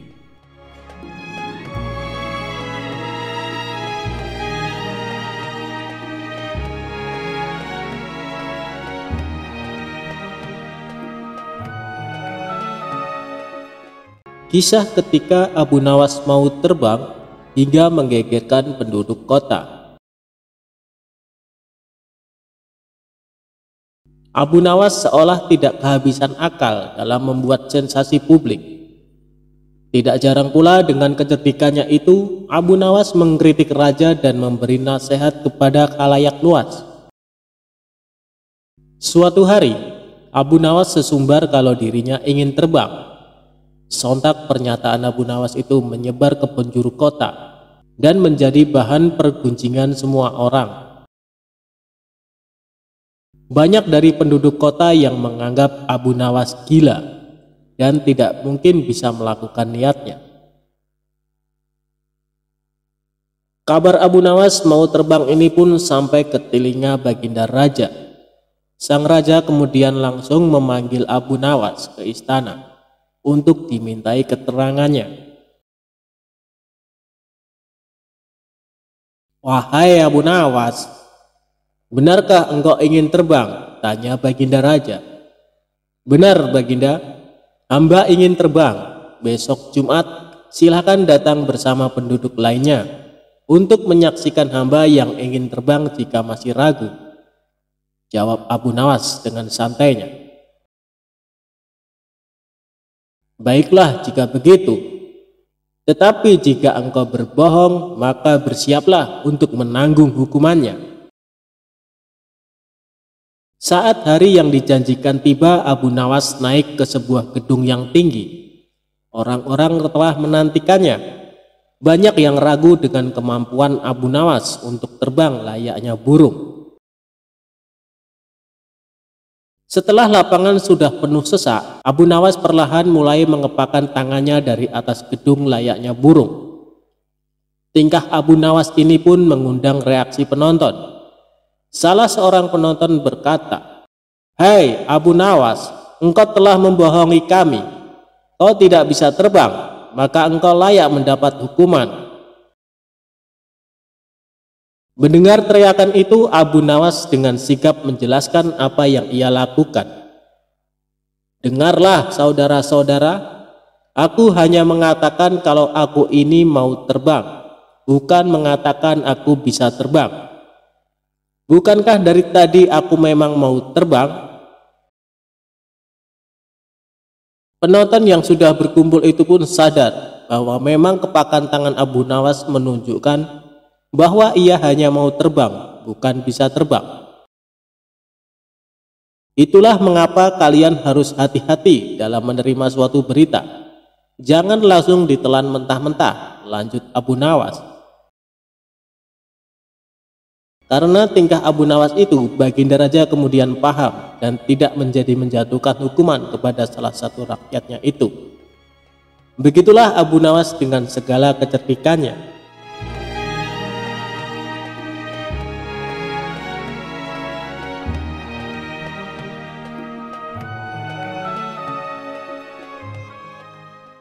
Kisah lucu tentang Abu Nawas memang tidak pernah ada habisnya.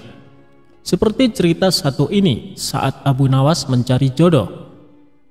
Suatu ketika, Abu Nawas yang jomblo jatuh cinta kepada seorang gadis cantik jelita. Abu Nawas tergila-gila dengan paras wanita cantik, pintar, dan ahli ibadah itu. Ia sangat berambisi memperistri gadis salehah tersebut.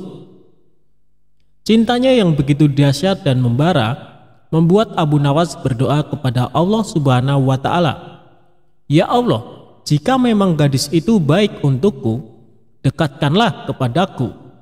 Tetapi jika menurutmu ia tidak baik buatku, tolong ya Allah, sekali lagi tolong, pertimbangkan lagi ya Allah." Pinta Abu Nawas dengan menyebut nama gadis tersebut dan terkesan memaksa kepada Allah Subhanahu wa Ta'ala. Abu Nawas memanjatkan doa-doa itu setiap selesai sholat 5 waktu tanpa henti dan terus bersungguh-sungguh. Selama berbulan-bulan ia menunggu tanda-tanda dikabulkan doanya. Berjalan lebih dari 3 bulan, Abu Nawas merasa doanya tak kunjung dikabulkan Allah. Dia pun mulai introspeksi diri. Mungkin Allah belum mengabulkan doaku karena aku kurang pasrah atas pilihan jodohku, ujarnya. Kemudian Abu Nawas bermunajat lagi, tapi kali ini ia berganti strategi. Doa itu tidak diembel-embel spesifik pakai nama si gadis cantik, apalagi sampai memaksa Allah Subhanahu wa Ta'ala mengabulkan doanya. Abu Nawas lalu berdoa, "Ya Allah, berikanlah istri yang terbaik untukku." Berbulan-bulan ia terus memohon kepada Allah Subhanahu wa Ta'ala. Namun Allah belum juga mendekatkan Abu Nawas dengan gadis pujaannya. Bahkan Allah juga belum mempertemukan Abu Nawas dengan wanita yang hendak diperistri. Lama-lama ia mulai khawatir juga. Akhirnya Abu Nawas memutar otak lagi. Bagaimana caranya berdoa dan bisa cepat terkabul?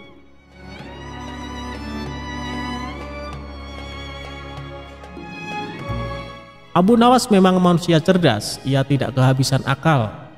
Ia pun merasa perlu sedikit diplomatis kepada Allah Subhanahu wa Ta'ala. Abu Nawas pun mengubah doanya, "Ya Allah, kini aku tidak minta lagi untuk diriku. Aku hanya minta gadis cantik sebagai menantu ibuku yang sudah tua dan sangat aku cintai ya Allah. Sekali lagi bukan untukku ya Tuhan, maka berikanlah ia menantu." Demikian doa Abu Nawas. Dasar Abu Nawas pakai membawa nama ibunya segala, padahal permintaannya itu tetap saja untuk dirinya. Padahal Allah Maha Tahu, tidak bisa diakali siapapun. Tapi mungkin karena keikhlasan dan keluguan Abu Nawas tersebut, Allah Subhanahu wa Ta'ala pun menjawab doanya. Akhirnya Allah menakdirkan wanita cantik dan salihah tersebut menjadi istri Abu Nawas. Wah, kisah yang happy ending ya. Pelajaran yang dipetik adalah Jangan lelah meminta dan berdoa kepada Allah Subhanahu wa Ta'ala, karena Allah pasti mengabulkan doa-doa hambanya.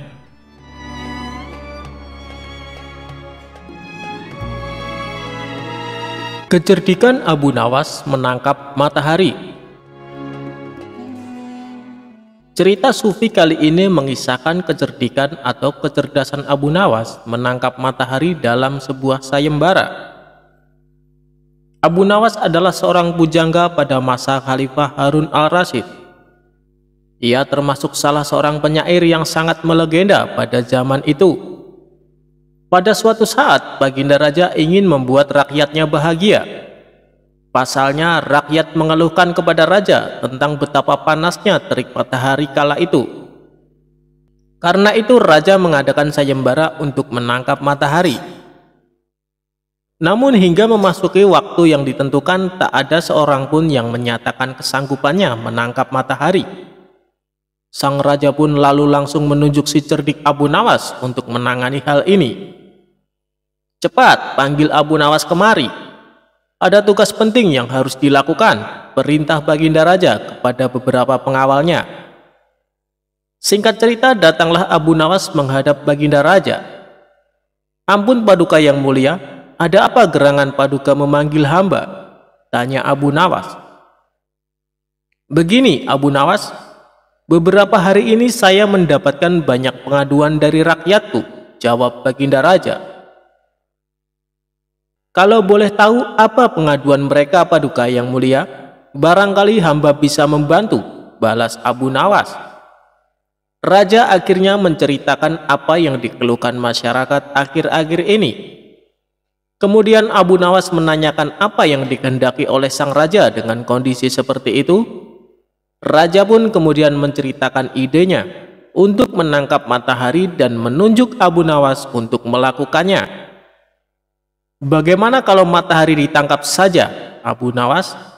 Dan orang yang pantas untuk melakukan pekerjaan itu adalah kamu," ujar Baginda Raja. Mendengar perintah Baginda Raja, Abu Nawas langsung tertunduk lemas.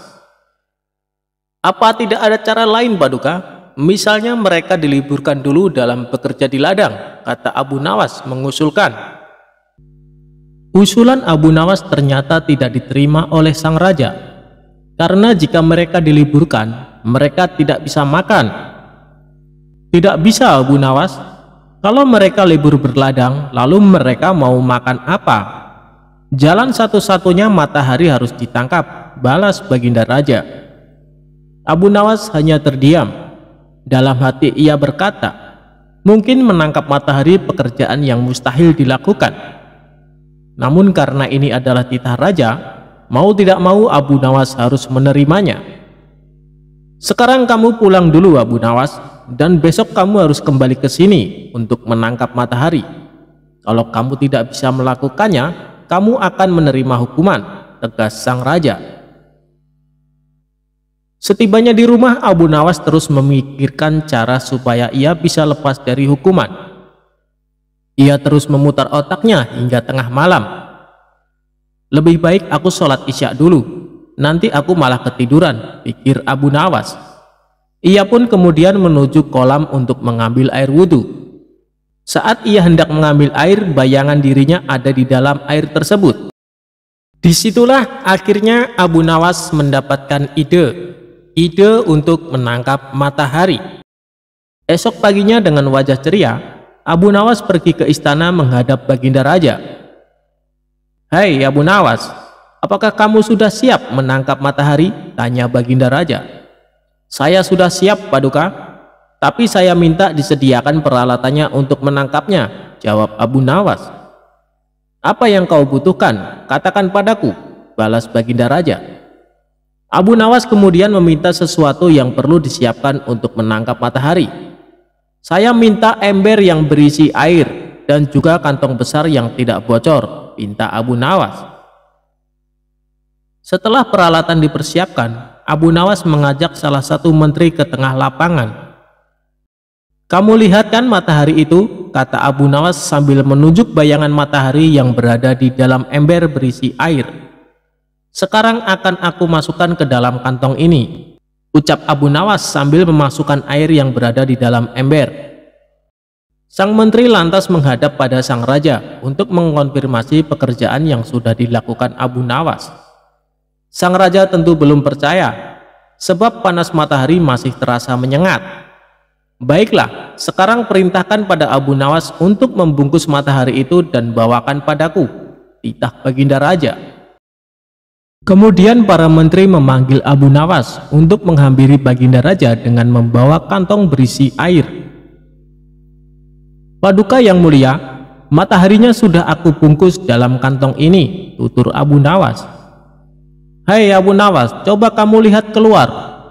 Mataharinya masih ada dan aku juga masih merasakan panasnya, sanggah Baginda Raja. Tak percaya benar yang mulia, tapi sesungguhnya itu matahari kedua, timpal Abu Nawas. Yang benar saja kamu, hanya ada satu matahari di dunia ini, sahut Baginda Raja. Paduka Raja memang benar. Jadi ketika matahari berhasil saya tangkap, dunia menjadi gelap gulita. Lalu Allah langsung menggantikannya dengan matahari yang baru, ujar Abu Nawas. Baginda Raja kemudian memastikan apakah isi kantong besar tersebut berisi matahari atau tidak. Ia pun membuka kantong tersebut, ternyata isinya hanya air. Mana mataharinya Abu Nawas? Kamu jangan mengerjai saya, herdik Baginda Raja. Paduka membukanya jangan di dalam ruangan, karena matahari paling tidak suka dengan ruangan tertutup. Pasti dia tidak akan menampakkan dirinya, jawab Abu Nawas beralasan. Matahari hanya mau menampakkan dirinya kalau dia melihat ada saudaranya di atas, ujar Abu Nawas. Lalu Abu Nawas mengajak Baginda ke tengah lapangan dengan membawa kantongnya yang berisi air. Ini saya buka kantongnya Baginda, tuh kan ada mataharinya, tutur Abu Nawas sambil menunjukkan kepada Baginda Raja. Baginda Raja hanya bisa geleng-geleng kepala dengan kecerdikan Abu Nawas. Itulah kisah cerdik Abu Nawas menangkap matahari. Semoga terhibur.